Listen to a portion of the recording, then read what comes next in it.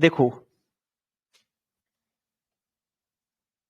आज एक ऐसा क्वेश्चन है, ठीक है, जिसमें आपको भी कोई डाउट नहीं और मुझे भी कोई डाउट नहीं, ये टॉपिक ऐसा ही है। एक तो आपका पेपर का ये क्वेश्चन जो आता है वो आपको क्वेश्चन नंबर 31 पे मिलेगा। जो ही आपके 5 ट्रांसलेशन कंप्लीट होंगे हिंदी से इंग्लिश बनाने वाले, उसके जस्ट बाद ही ये क्वेश्चन प्रिंट होकर मिलेगा और एक बहुत बड़ा सा पैसेज वहां पर मिलेगा।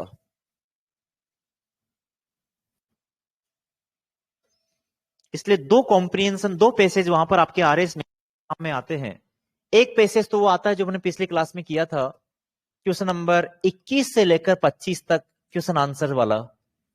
फिर उसके बाद में आपका ट्रांसलेशन आएंगे, फिर ये क्वेश्चन आएगा। और वहां पर जो पैसेज आता है वो 150 से लेकर 200 वर्ड्स के बीच का पैसेज रहता है करीब करीब। कितनी बार तो वो वर्ड भी लिख देते हैं, जैसे 2016 में लिख दिया था उन्होंने 184 वर्ड्स, एक बार लिख दिया था 160 वर्ड्स, ऐसे वो वर्ड्स लिख देते हैं वहां पर। तो प्रेसिस की डेफिनेशन तो हर स्टूडेंट जानता है कि इसमें क्या करना होता है, हमें दिए गए पैसेज का 1/3 करना होता है। और एक ऐसा क्वेश्चन है जिसकी कोई मॉडल आंसर की नहीं होती, बाकी ग्रामर के हर क्वेश्चन की मॉडल आंसर की हो सकती है, ये भी आपको ही पता है। क्योंकि जो इसकी मॉडल आंसर की बनेगी, जरूर नहीं वो सही हो गलत हो, कि 15,000 विद्यार्थी अगर मेंस के एग्जाम में अपियर होते हैं तो ये एक ऐसा क्वेश्चन है, ग्रामर का आंसर सबका सेम हो सकता है, ट्रांसलेशन सेम हो सकते हैं, लेटर का फॉर्मेट सेम हो सकता है, किसी टॉपिक पर कोई पैराग्राफ लिखना है उसके काफी सारे सेंटेंस मिल सकते हैं, लेकिन प्रेसिस का जो आंसर होगा वो किन्हीं भी दो कैंडिडेट का भी सेम नहीं मिलेगा। क्योंकि वहां आपको क्या करके आना पड़ता है, 1/3 करके आना पड़ता है। अब 1/3 में कोई पता नहीं उसका 1/3 कैसे करता है, कोई पता नहीं उसका कैसे करता है। कुछ लोग अपनी थ्योरी अपनाते हैं, जैसे मान लीजिए 18 लाइंस का पैसेज आता है, तो ये तो सभी जानते हैं कि 18 लाइंस को अपने कितनी लाइंस में करना है, 18 को 6 लाइंस में करना है। तो वो स्कूल एजुकेशन की थ्योरी फॉलो कर लेते हैं कि हमें 2 लाइंस ऊपर से लेनी है और 2 लाइंस बीच में से लेनी है और 2 लाइन लास्ट में से लेनी है। तो जिनका काम किया है, ऊपर की दोनों लाइन ली है और लास्ट की दोनों लाइन ली है, उनका सेम मिल सकता है। बीच की तो पता नहीं कि ऊपर नीचे कर लो आप थोड़ा सा तो नहीं मिलेगा, लेकिन फर्स्ट की दोनों लाइन जिन्होंने ले ली और लास्ट की लाइन जिन्होंने दोनों ले ली, उन कैंडिडेट का सेम मिल सकता है, बाकी नहीं मिलेगा, बाकी सबका अलग अलग जाएगा, ऐसा आंसर है ये। इसलिए इसमें तो एक टेक्निक काम करती है, थोड़े से आपको फंडे क्लियर हो कि किन किन बातों का ध्यान रखना पड़ता है प्रेसिस राइटिंग करते समय। हिंदी में अलग चीज है, इंग्लिश में अलग चीज है, किस प्रकार से उसको हम करें, वही सबसे इंपॉर्टेंट गेम माना जाता है इस टॉपिक का। तो बाकी इसका कोई मॉडल आंसर की और कोई फिक्स आंसर की नहीं होता। कोई ये नहीं कर सकता कि मैंने जो कर दिया यही आंसर इसका है, ऐसा नहीं है। वो सही भी हो सकता है, गलत भी हो सकता है, बस मेन आपको उसका प्रेसिस करके आना है, 1/3 करके आना है, ये एक आर्ट होती है इसके अंदर। 2-3 बेसिक बात आपको। पहली चीज, डेफिनेशन तो आप सभी जानते हैं। सबसे पहले तो जो आप में से काफी लोग मेंस दे चुके हैं, नहीं दे चुके हो, पेपर देख चुके हैं, एक पेज के अंदर ये पैसेज प्रिंट होकर देते हैं वहां पे, ठीक है। जैसे मेंस का पेपर मान लीजिए, तो इस मेंस के पेपर में ये यहां पर इस पैसेज को प्रिंट कर रखा है, ठीक है। अब प्रिंट करने के बाद नीचे एक पेज खाली देंगे, वो आधा पेज कर देंगे, और इधर एक पेज खाली और मिलता है, 1.5 पेज मिल जाता है इसके लिए। वो पेज मिल जाने के बाद नीचे इसके लिए जो पेज खाली मिलेगा, तो सबसे पहला काम तो यह है कि यह जो भी कैंडिडेट है उसका अटेम्प्ट जरूर हो जाए ये क्वेश्चन। अगर आपने अटेम्प्ट ही नहीं किया तो आपके खाली पेज के अंदर ये मार्क्स दिए जाते हैं, सीन, बस ऐसे। जीरो भी नहीं मिलता, जीरो भी इनको मिलेगा जिनकी गलत प्रेसिस है, लेकिन जिन्होंने इस क्वेश्चन को अटेम्प्ट ही नहीं किया उनको जीरो नहीं मिलेगा, उनको सिर्फ क्या मिलेगा, सीन, खाली, बस ऐसे एक सील लग जाती है आरपीएससी की, सीन सीन सीन। जो आपने देखा होगा पुरानी कॉपीज के अंदर काफी लोग पैसेज के आंसर छोड़कर आते हैं तो उनकी कॉपी में सीन सीन सीन सीन इस प्रकार से मिल जाता है। तो पहली चीज तो आप अटेम्प्ट करें ताकि सीन तो किसी के नहीं आए, क्योंकि सीन जो होता है वो जीरो से भी माइनस है, जीरो से भी कम नंबर है सीन, तो सीन तो किसी का नहीं आना चाहिए, ये प्रॉमिस करो आप सब। पहली चीज तो कि हम अटेम्प्ट तो करेंगे। अब अटेम्प्ट करेंगे तो 0 से ऊपर चलना 1 के लिए, फिर 2 नंबर के लिए, फिर 3 नंबर के लिए, फिर 4 नंबर के लिए और 5 नंबर के लिए। 6 की चिंता मत करना कि 6 लाइन सही, 5 तक लाने की टेंशन करना कि 5 तक नंबर इसमें अपने को लाने हैं। तो खाली जो पेज मिलता है उसमें आप क्या करेंगे, बीचों बीच लिखना यहां पर ऊपर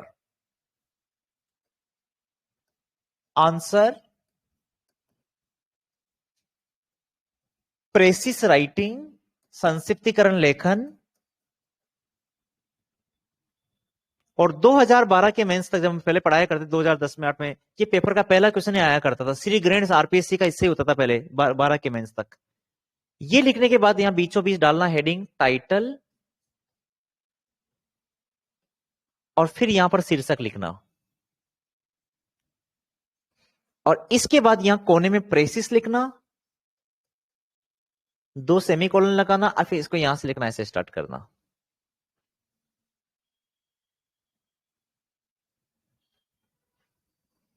बिना पैराग्राफ चेंज किए हुए एक ही पैराग्राफ में प्रेसिस को लिखा जाता है, चाहे पैसेज कितने पैराग्राफ का आए। अब जैसे 16 आपकी 12 लाइंस थी, तो 12 लाइंस को 4 लाइंस में आ गया 1/3, ठीक है। और नीचे यहां बीचों बीच एक बॉक्स बनाना, और इस बॉक्स में यहां पर लिखना टोटल वर्ड्स, जैसे 180 वर्ड्स थे उसके अंदर 180 वर्ड्स। फिर लिखना प्रेसिस 180/1/3 60 वर्ड्स, और फिर ऐसे यहां लाइन खींच देना। ये लुकिंग तो आपकी आंसर की रहनी चाहिए वहां पे। अब ये जो 4 लाइंस इसमें जरूरी नहीं है 60 ही हो, 55 वर्ड्स भी हो, 55 भी वर्ड्स हो सकते हैं और 65 भी हो सकते हैं। 100 नहीं होने चाहिए और 40 नहीं होने चाहिए। 40 करने का मतलब आपने आपका 25% किया, 100 करने का मतलब आपने 50% कर दिया।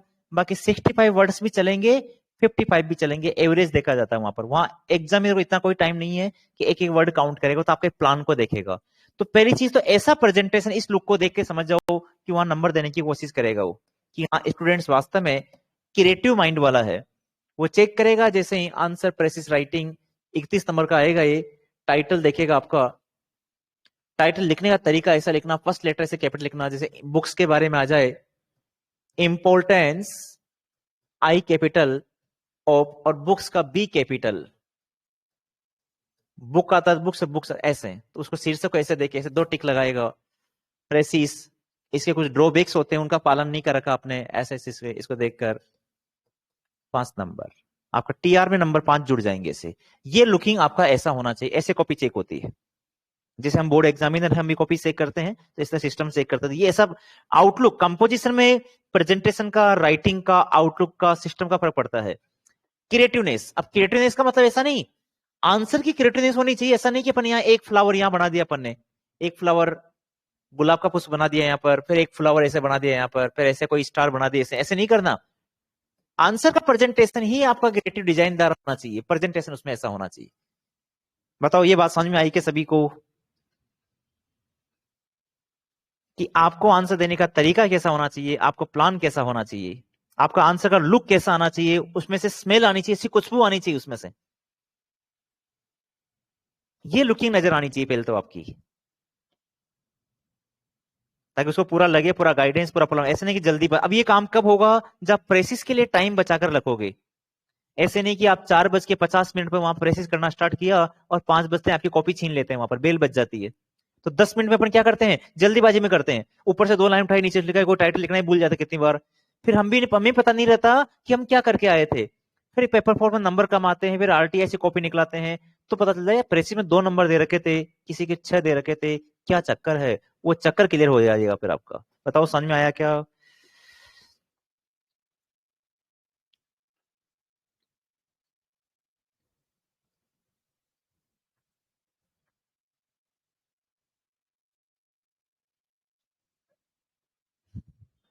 अब इसमें यहां जो आंसर रहेगा सबका अलग रहेगा, इसका कोई फिक्स मॉडल आंसर की नहीं रहता। दूसरा क्वेश्चन, ये अननोन क्वेश्चन आता है, इसलिए अपन इसकी टेंस की तरह से कोई आंसर की भी नहीं बना सकते। पता नहीं अननोन क्या पैसेज आएगा, उसकी क्या बनानी है अपने को, किसी भी टॉपिक पे आ सकता है वो। किसी पे भी दे सकते हैं आपको, उसकी आपको बनाना है। अब बनाने में आप क्या करना, यहां पर जो लिखते हो इसके अंदर, ठीक है, इसके अंदर जो चीजें लिखते हो, ये तो आपका आउटलुक हो गया ना, ये बना लो एक बार पहले।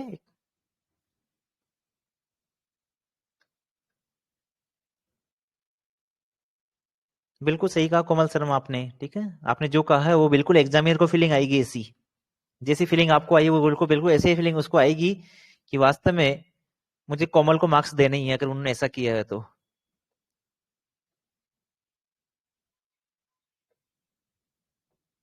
क्योंकि जो फीलिंग आपको आ जाती है ना, मेरे मेरे इतने मार्क्स आएंगे, और उस मार्क्स में अगर पावर है, उसकी आंसर की स्मेल बड़ी अच्छी है, तो ऑटोमेटिक उसमें मार्क्स बन जाएंगे।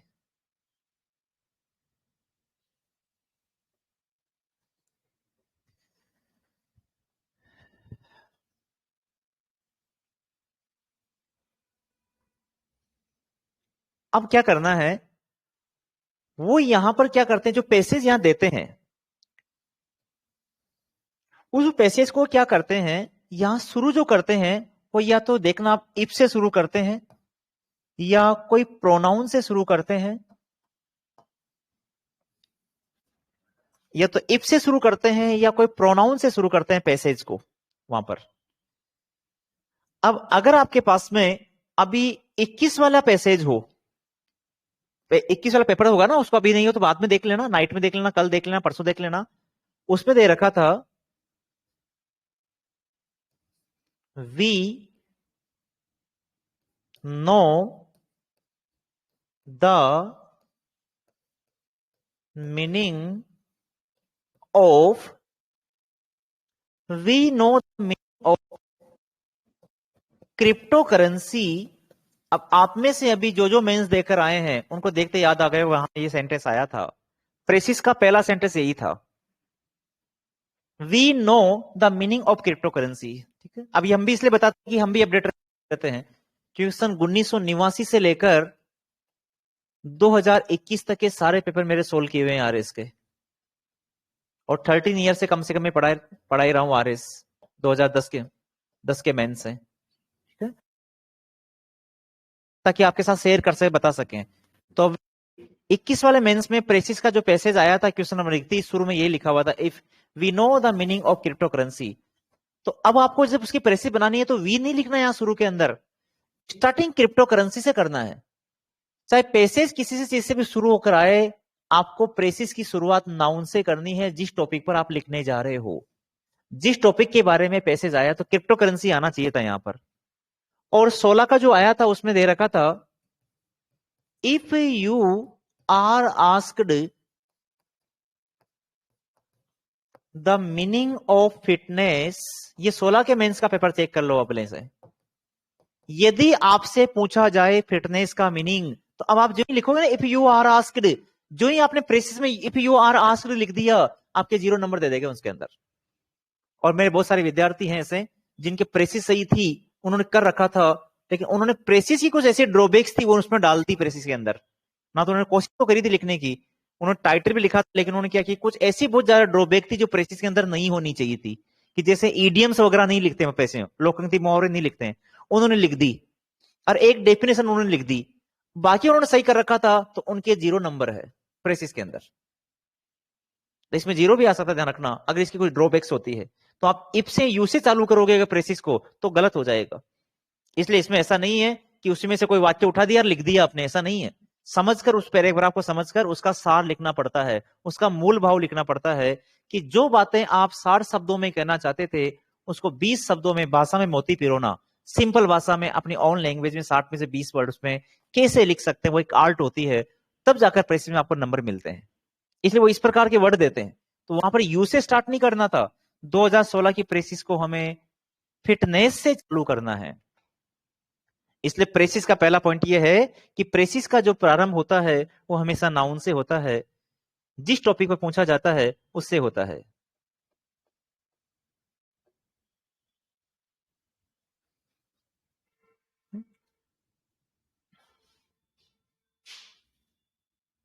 तो if we know the meaning of crypto currency, तो प्रेसिस जो भी आप लिखें, तो प्रेसिस की जो बिगिनिंग करें, वो बिगिनिंग जो है वो हमेशा नाउन से करें।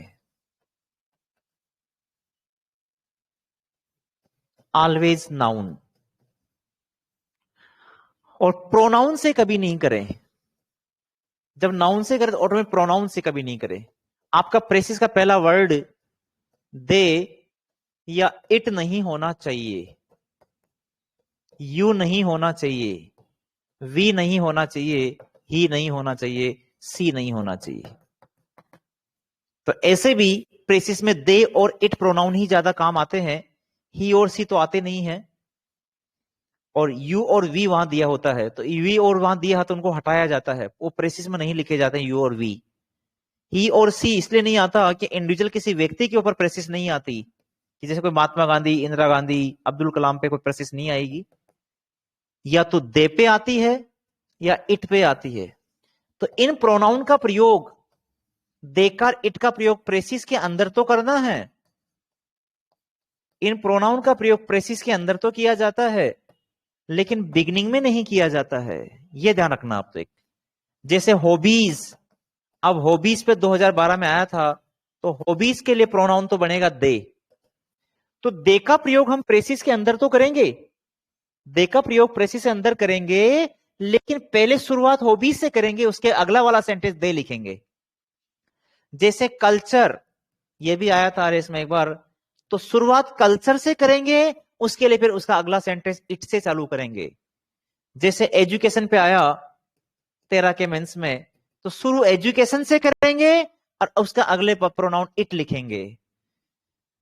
10 वाले मेंस में बुक्स पे आया था, तो शुरुआत बुक्स से करेंगे और उसका अगला वाला सेंटेंस दे लिखेंगे। ऐसे प्रोनाउन का यूज करना है, लेकिन पहले नाउन से शुरू करना है, प्रोनाउन उसके बाद में लिखना है। बताओ दोनों पॉइंट क्लियर हुए क्या?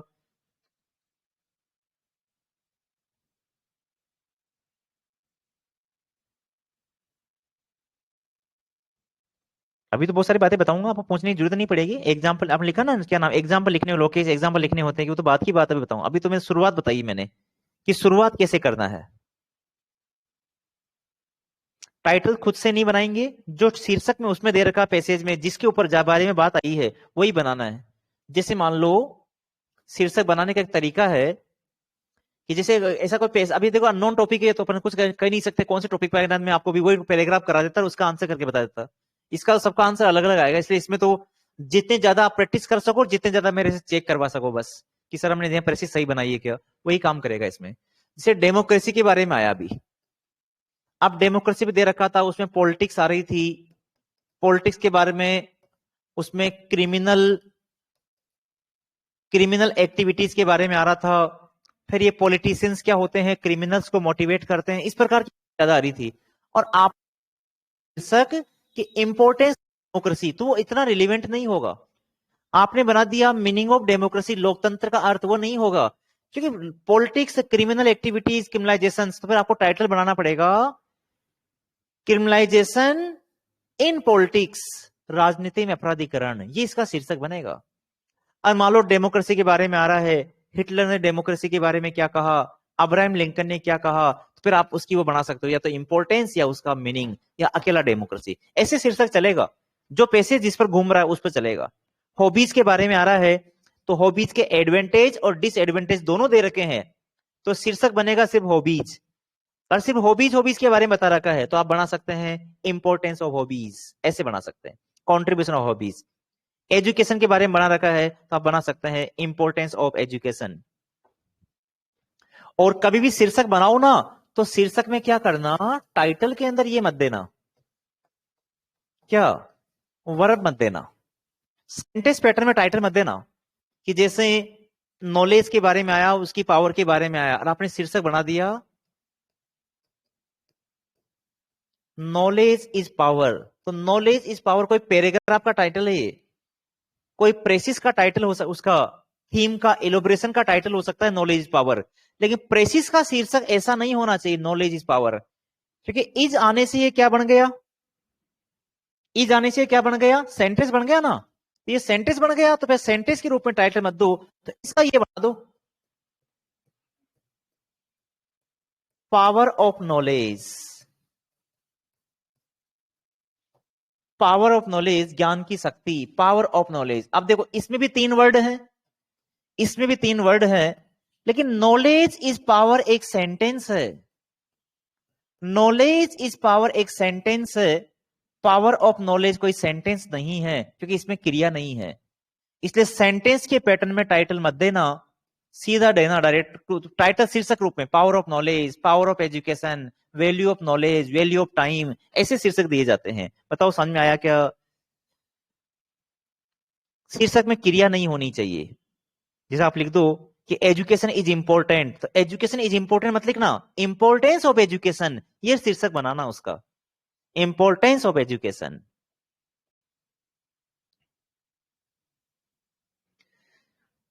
इंपॉर्टेंस ऑफ इथिक्स ये बना सकते हो, ऐसे बना सकते हो, मतलब क्रिया नहीं होनी चाहिए उसमें। इथिक्स का, कोमल शर्मा, इथिक्स का ई कैपिटल लिखना, कि टाइटल का जो फर्स्ट फर्स्ट लेटर होता है वो कैपिटल लिखना जाना चाहिए, क्योंकि वो शीर्षक है, उसमें क्रिया नहीं है। क्रिया आते हैं वो क्या बन जाता है, सेंटेंस बन जाता है। इसलिए power of knowledge, power of education ऐसे बनाना अपने को। यहां तक का क्लियर हुआ? चलिए, प्रिसिसिव बिगिनिंग लिखने का तरीका शुरू हुआ। चलिए, अब वहां जो पैसेज आएगा, कॉम्प्रिहेंशन अननोन पैसेज आएगा, वो चाहे कितने भी पैराग्राफ्स में हो, वो चाहे कितने भी पैराग्राफ्स में हो। जैसे अभी क्रिप्टो करेंसी का आया था 2021 में, 2 पैराग्राफ आए थे। 2016 में फिटनेस पर 3 पैराग्राफ आए थे। 2013 में तो जबरदस्त था, 7 पैराग्राफ में आया था कॉम्प्रिहेंशन। आप जो भी प्रेसिस बनाओ, वो आपको एक ही पैराग्राफ में बनानी है, पैराग्राफ चेंज नहीं करना है। 1 पैराग्राफ, सिंगल पैराग्राफ में प्रेसिस बनाई जाती है। बताओ ये बात भी समझ में आई क्या? सिंगल पैराग्राफ नहीं बनाएं, एक ही पैराग्राफ लिखें। Importance of fitness, value of fitness, health is wealth, तो अब हेल्थ इज वेल्थ नहीं बनेगा क्यों, इज आ गया वहां पर, इसलिए वहां पर क्या लिखोगे, वैल्यू ऑफ हेल्थ।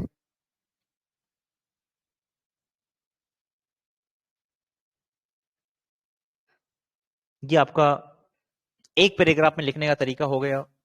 दूसरा पे इसके रूल्स होते हैं, आप मोस्टली जैसे आप वो हिंदी पढ़ते वाली बातें तो सेम है ही, कि आप इसमें से एग्जाम्पल्स को हटाया जाता है, एग्जाम्पल्स नहीं लिखा जाता। किसी की डेफिनेशंस होती है, वो परिभाषाएं नहीं लिखी जाती। ईडियम्स होती है, उन ईडियम्स को नहीं लिखते हैं। और जबकि अपन अगर एलोबरेशन करेंगे तो उसमें लिखना पड़ेगा इन चीजों को, पैराग्राफ में लिखना पड़ेगा। फ्रेजेस, वाक्यांश नहीं लिखे जाते हैं।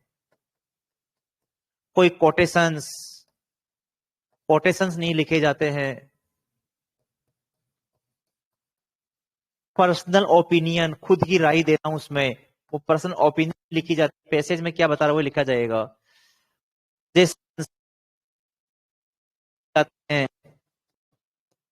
ये चीजें आपको हटानी है।